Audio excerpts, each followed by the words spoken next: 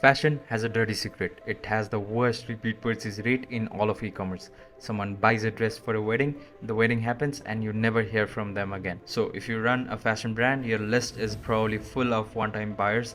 Everyone will say they will never buy from you again, but today I want to show you why that's actually wrong. One campaign, email and SMS revenue went up by 600%, not 60, 600.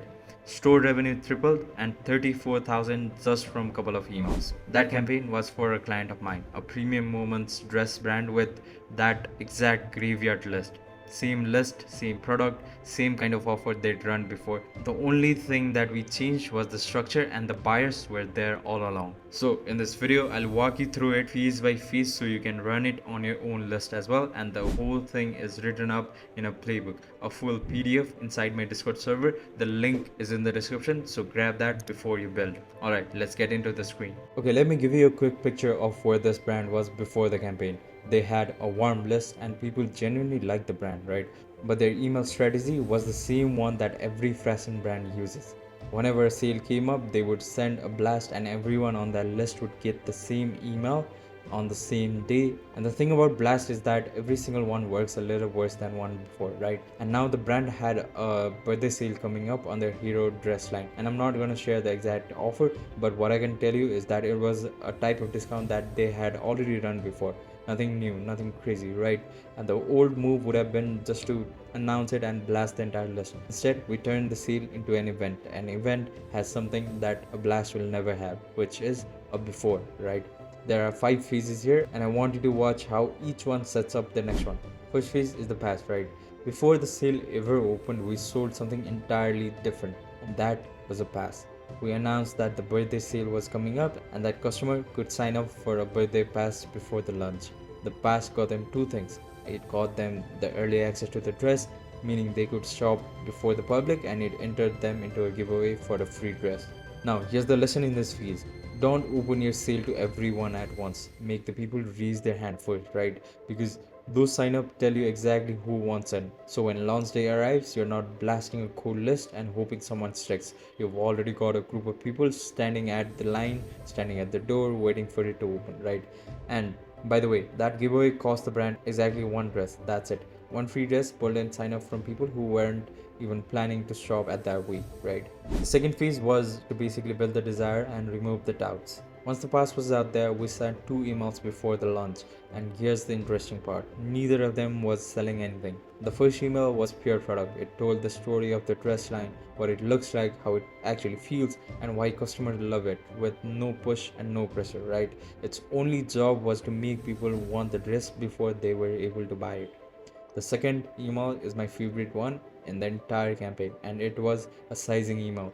It simply told people find a size before the sale opens, right? And this is the biggest lesson in this video if you're in fashion. People don't hesitate on a dress because of the price. They hesitate because of the doubt, and the doubt is always the same question, which is, will this actually fit me? That is the question.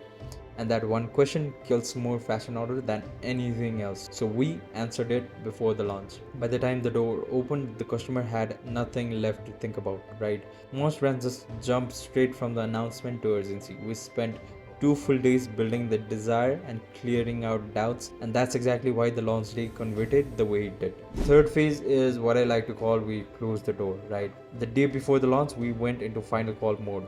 The message was simple. Pass sign up closes at 6 pm and pass holder gets to shop tomorrow morning before everyone else. The lesson here is that you create real urgency before there's anything to buy. Notice that the deadline wasn't on the sale itself, it was on the access, right? And it was completely honest because the pass really did close at 6 and early access did really get open the next morning. We sent one email in the morning and then one short text in the afternoon that was literally a single line saying final call for the birthday pass. It closes at 6, right? And the fourth phase is where we honored the promise, right? Then comes launch morning, and honestly, this is the phase that decides whether the entire campaign works or falls apart.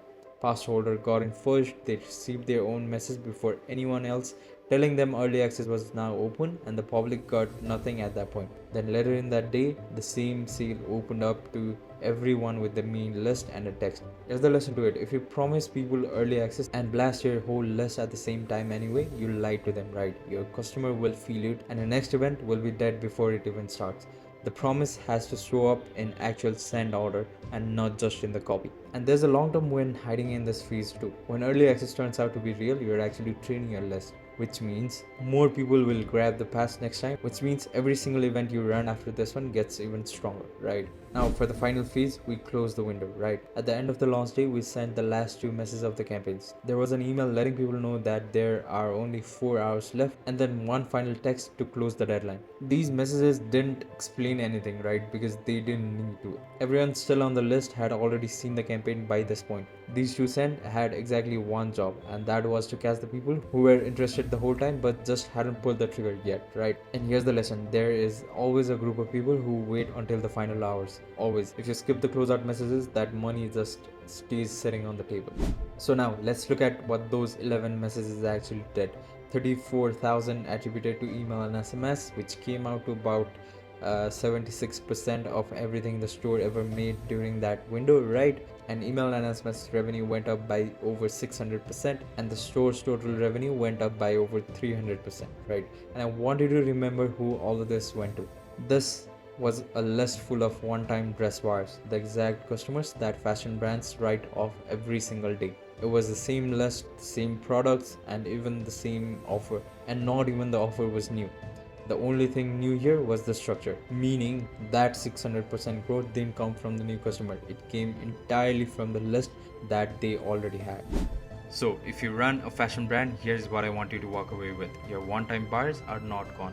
They bought from you once because something about your brand worked for them, right? And the problem was never your niche, and it was never your list. The problem is that a blast never gives a reason to come back, and an event does. That's really the whole formula. The pass, a little desire, doubt handled, and everything that I just talked about in the video. Two things before you go. First, the playbook. I've written this entire campaign out phase by phase with every single email and every single text, what each one sees and when it goes out, all that structure for your own brand. It's a full PDF inside my Discord server, and the link for that is in the description. And second, if you want to know what this would look like for your store specifically, I do a 20 minutes call where I'll go over your current setup and map out this exact event structure onto your brand. You'll walk away with a plan you can use the same day, whether we end up working together or not. That link is in the description as well, and that's the video. Go wake up your list, and I'll see you in the next one.